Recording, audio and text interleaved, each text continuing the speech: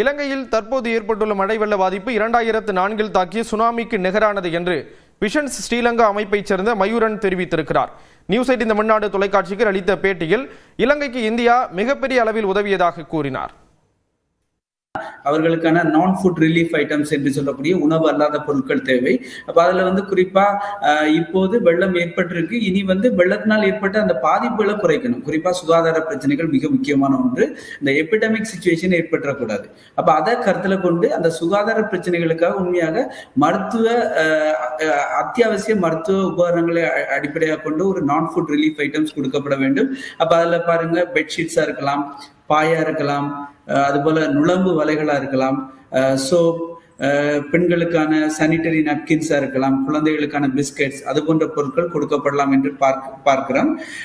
இப்ப இந்த சூழல்ல உண்மையாக இலங்கை அரசாங்கத்தோட இந்திய அரசாங்கம் குறிப்பாக பல உதவிகளை செய்து இருக்கிறாங்க. பல்வேறு நாடுகள், சர்வதேச சமூகம் ஒன்று இருக்கு.